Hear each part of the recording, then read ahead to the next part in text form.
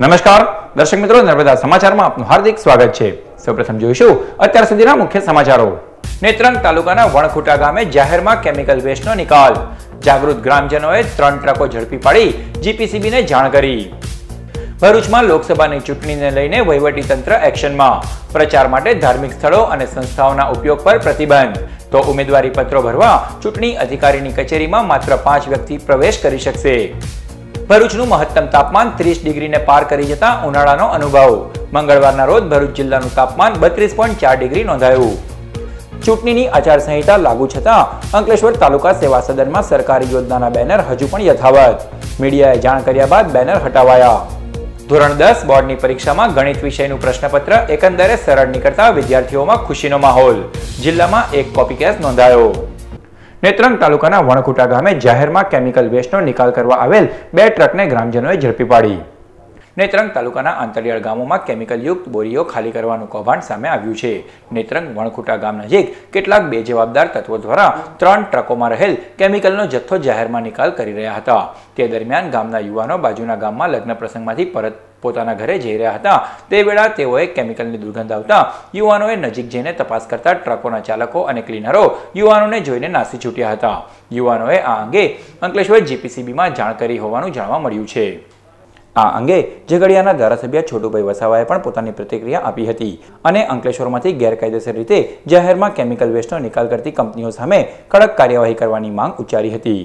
ગઈકાલે જે ઘટના બની છે વણખુટાની અંદર આદિવાસી એરિયા છે અને આ ફેક્ટરીમાંથી જે કચરો નીકળે છે કેમિકલ યુક્ત એ કચરો આદિવાસી વિસ્તારમાં નાખીને જે કંઈક વાતાવરણ સારું છે એને બગાડવાની કોશિશ છે અને લોકોની સંખ્યા જે છે એ આવા બધા જે કેમિકલ યુક્ત જે આખું એ કાઢવામાં આવે છે કચરો એ લોકોને નુકસાન કરવાનું છે। આમ તો દારૂબંધી હોવા છતાં બી ગુજરાતમાં કેટલા યુવાનો મરી જાય છે દારૂ પીને। વિધવાઓ ઘણી બધી બની ગઈ છે, એટલે આમાં તો કોઈની સલામતી છે જ નથી। આના માટે લોકોએ બધું આંદોલન કરવું પડશે અને આવી ફેક્ટરીઓ બંધ કરાવવી પડશે, એ દિશામાં અમે વિચારી રહ્યા છીએ। ભરૂચમાં લોકસભાની ચૂંટણીમાં પ્રચાર માટે ધાર્મિક સ્થળો અને સંસ્થાઓના ઉપયોગ પર પ્રતિબંધ ફરમાવતું જાહેરનામું તંત્ર દ્વારા બહાર પાડવામાં આવ્યું છે। લોકસભાની ચૂંટણીની તારીખોની જાહેરાત સાથે રાજકીય પક્ષો દ્વારા પ્રચાર કાર્યના શ્રી ગણેશ કરવામાં આવશે। ત્યારે વહીવટીતંત્ર દ્વારા મહત્વનું જાહેરનામું બહાર પાડવામાં આવ્યું છે, જેમાં જણાવ્યા અનુસાર ચૂંટણી પ્રચાર માટે જિલ્લામાં આવેલ મંદિર, મસ્જિદ કે ચર્ચ સહિતના ધાર્મિક સ્થળો અને સંસ્થાઓનો ઉપયોગ કરવા પર પ્રતિબંધ ફરમાવવામાં આવ્યો છે અને આ આદેશનું ઉલ્લંઘન કરનાર સામે ભારતીય દંડ સંહિતાની કલમ 188 મુજબ સજા તથા દંડની જોગવાઈ પણ કરવામાં આવી છે। ભરૂચનું મહત્તમ તાપમાન 30 ડિગ્રીને પાર કરી જતા ઉનાળાનો અનુભવ થઈ રહ્યો છે। ત્યારે મંગળવારના રોજ ભરૂચ જિલ્લાનું તાપમાન 32.4 ડિગ્રી નોંધાયું। ભરૂચ અને દક્ષિણ ગુજરાતમાંથી શિયાળાએ જાણે વિદાય લીધી છે। વહેલી સવાર અને મોડી રાત્રિએ આંશિક ઠંડીનો અનુભવ થયા બાદ દિવસ દરમિયાન ગરમીનો અનુભવ થઈ રહ્યો છે। માર્ચ માસ તેની મધ્યાંતા તરફ પ્રયાણ કરી રહ્યો છે, તો તેની સાથોસાથ મહત્તમ તાપમાનનો પારો પણ વધી રહ્યો છે। મંગળવારના રોજ ભરૂચ જિલ્લાનું મહત્તમ તાપમાન 32.4 ડિગ્રી નોંધાયું હતું, તો લઘુત્તમ તાપમાન પણ સરેરાશ 11 થી 12 ડિગ્રીને પાર કરીને 21 ડિગ્રીએ પહોંચ્યું છે। ત્યારે આ વર્ષે ઉનાળો આકરો રહે તેવા સંકેત અત્યારથી જ મળી રહ્યા હોવાનું લાગી રહ્યું છે। લોકસભાની ચૂંટણીની તારીખોની જાહેરાત સાથે આચારસંહિતા લાગુ થઈ ગઈ છે। તેમ છતાં અંકલેશ્વર તાલુકા સદનની કચેરીમાં સરકારી યોજનાના બેનરો જોવા મળી રહ્યા છે। જો કે મીડિયાએ જાણ કર્યા બાદ બેનર હટાવી લેવામાં આવ્યા હતા। લોકસભાની ચૂંટણીની તારીખો જાહેર થતાં જ સમગ્ર દેશમાં ચૂંટણીની આદર્શ આચારસંહિતા લાગુ થઈ ગઈ છે। ત્યારે વિવિધ સ્થળોએ લગાવાયેલ સરકારી યોજનાના બેનર હટાવી લેવામાં આવ્યા છે। જો કે અંકલેશ્વર તાલુકા સેવા સદનની કચેરીમાં આચારસંહિતા લાગુ ન પડતી હોવાનું લાગી રહ્યું છે।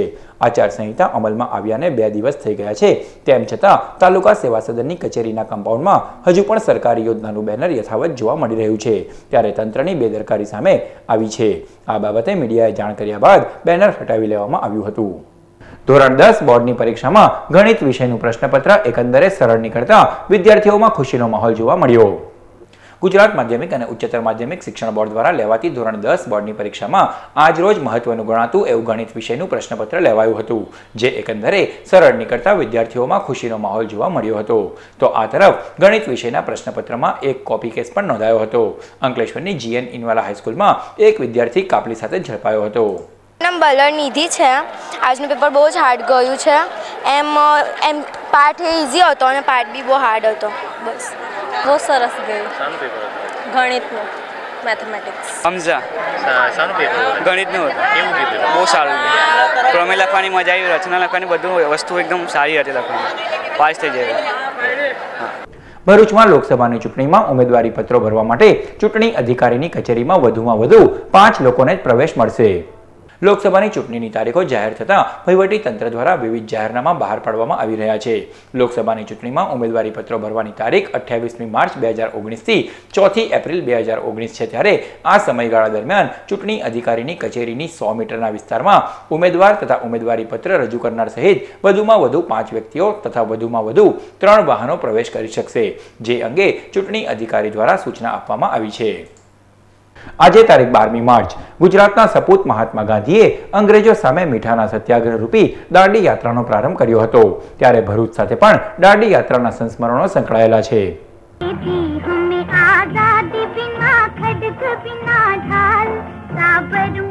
અંગ્રેજ હુકુમતના મીઠાના કાળા કાયદાને પડકાર આપવા ગુજરાતના સપૂત મહાત્મા ગાંધીએ તારીખ 12મી માર્ચ 1930ના રોજથી અમદાવાદના સાબરમતી આશ્રમથી નવસારીના દાંડી સુધી યાત્રા કાઢી હતી.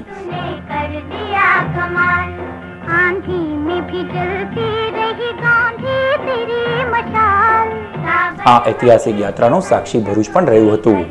દાંડી યાત્રા સમયે ગાંધીજી ભરૂચની સેવાશ્રમ હોસ્પિટલ ખાતે રોકાયા હતા. આ સેવાશ્રમ હોસ્પિટલનું વિવિધ સંસ્થાઓ દ્વારા નવીનીકરણ કરવામાં આવ્યું છે. ઐતિહાસિક વારસાનું જતન પણ કરાયું છે. આજે પણ આ સ્થળ દાંડી યાત્રાની યાદ અપાવી જાય છે.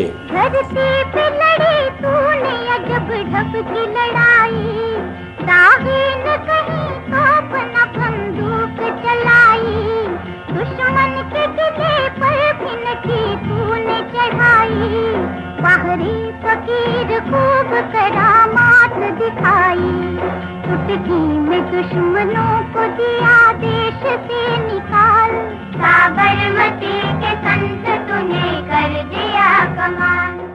ભરૂચ ખાણ ખનીજ વિભાગની ટીમે નબીપુર પાસેથી 3 ઓવરલોડેડ ડમ્પર તેમજ ઝઘડિયા તરફથી 2 ટ્રક રોયલ્ટી ભર્યા વિના ગેરકાયદેસર રેતીનું વહન કરીને જતી ઝડપી પાડી.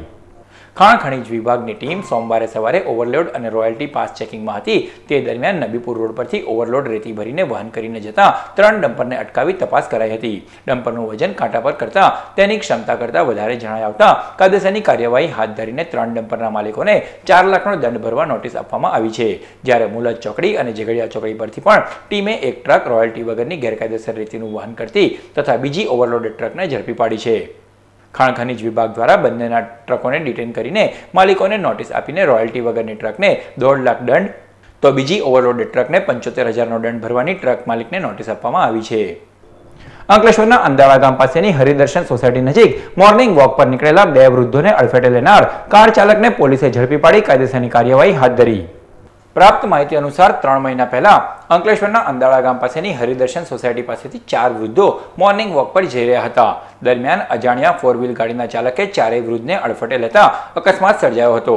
સદર અકસ્માતમાં 2 વૃદ્ધના ઘટના સ્થળે જ કરુણ મોત નીપજ્યા હતા. બનાવ અંગે પોલીસે ગુનો નોંધી તપાસ હાથ ધરી હતી. તે દરમિયાન ભરૂચ એલસીબી પોલીસે તપાસના નવા કાંસિયામાં ચાણક્યનગરમાં રહેતા કલ્પેશ કાલિદાસ પટેલને Santro car number GJ1 BK8664 સાથે ઝડપી પાડી અંકલેશ્વર શહેર પોલીસ મથકના હવાલે કર્યો હતો. પોલીસે તેની અટકાયત કરી કાયદેસરની કાર્યવાહી હાથ ધરી છે. અંકલેશ્વર જીઆઈડીસીમાં આવેલ યોગી એસ્ટેટ નજીક આવેલ ઓપન ગ્રાઉન્ડ ખાતે AIA નાઇટ ક્રિકેટ ટુર્નામેન્ટનો પ્રારંભ કરાયો. Ankleshwar industries association, notified area authority અને નવજીવન સ્પોર્ટ્સ ક્લબ દ્વારા અંકલેશ્વર જીઆઈડીસીમાં આવેલ યોગી એસ્ટેટ નજીક આવેલ ઓપન ગ્રાઉન્ડ ખાતે AIA નાઇટ ક્રિકેટ ટુર્નામેન્ટનું આયોજન કરવામાં આવ્યું છે. જે ટુર્નામેન્ટનો ભરૂચના ધારાસભ્ય દુષ્યંત પટેલના હસ્તે પ્રારંભ કરવામાં આવ્યો. આ ટુર્નામેન્ટમાં વિવિધ ટીમોએ ભાગ લીધો હતો. સદર ટુર્નામેન્ટ AIAના પ્રમુખ મહેશ પટેલ, જયેશ H પટેલ, સુરેશ જોશી અને સભ્યો તેમજ આમંત્રિતો સહિત ક્રિકેટ પ્રેમીઓ ઉપસ્થિત રહ્યા હતા. ટુર્નામેન્ટની પ્રથમ મેચ પોલીસ વિભાગ અને PCAની ક્રિકેટ ટીમ વચ્ચે રમાઈ હતી. સ્પોર્ટ્સમેન રમીને એનું મન બહુ પ્રફુલ્લિત હોય એટલે ખૂબ જરૂરી છે. કામની જોડે જોડે રમત ખૂબ જરૂરી છે. બીજું 32 ટીમો, એક ઇન્ડસ્ટ્રીનો પ્લેયર એ 32ની ટીમ જોડે જ્યારે મળે તો એને ફ્રેન્ડશિપ થાય, ફેલોશિપ થાય, એકબીજાના વિચાર આપલે કરે, બહુ જરૂરી. ભરૂચ એલસીબી પોલીસે શહેરના અલગ અલગ 2 સ્થળોએથી જુગારધામ પર દરોડા પાડી 6 જુગારીઓને ઝડપી પાડી કાયદેસરની કાર્યવાહી હાથ ધરી. પ્રાપ્ત માહિતી અનુસાર ફુરજા રોડ ઉપર બરકતવાડમાં રહેતા મુખ્તિયાર ઉર્ફે મોબાઈલ મહેબૂબ મલેકના મકાનમાં અનવર હુસેન તેમજ કેટલાક ઇસમો પાના પત્તાનો જુગાર રમી રહ્યા છે તેવી બાતમીના આધારે બાતમીવાળી જગ્યા પર પોલીસે દરોડો પાડતા જુગારીઓમાં નાસભાગ મચી જવા પામી હતી. પોલીસે સ્થળ પરથી 2 જુગારીઓને રોકડ 20,000 અને 3 મોબાઈલ સહિત 23,000થી વધુના મુદ્દામાલ સાથે ઝડપી પાડી કાયદેસરની કાર્યવાહી હાથ ધરી છે. જ્યારે દરોડા દરમિયાન 5 ઇસમો ફરાર થઈ ગયા હતા. તો લીમડી ચોક પીપળી ગલી વિસ્તારમાં કેટલાક ખેલીઓ જાહેરમાં જુગાર રમી રહ્યા છે તેવી બાતમીના આધારે જુગાર રમતા રાહુલ વસાવા, બળદેવ જાદવ સહિત અન્ય 4 જુગારીઓને ઝડપી પાડી તેઓ પાસેથી 26,000 રોકડા અને 4 ફોન મળી કુલ 31,000નો મુદ્દામાલ ઝડપી પાડી તમામ વિરુદ્ધ ગુનો નોંધી કાયદેસરની કાર્યવાહી હાથ ધરી છે. અંકલેશ્વર શહેરમાં આવેલ કબીર આશ્રમના મહંત દેવલોક થયા. અંકલેશ્વર શહેરમાં આવેલ કબીર આશ્રમના મહંત પરમ પૂજ્ય જય કૃષ્ણદાસની દેવલોક થયા છે, જેઓની કબીરપંથીઓ દ્વારા અંતિમ યાત્રા કાઢવામાં આવી હતી. તેઓને કબીર મંદિર ખાતેથી સમાધિ આપવામાં આવી હતી. સદર અંતિમ યાત્રામાં કબીરપંથીઓ જોડાયા હતા.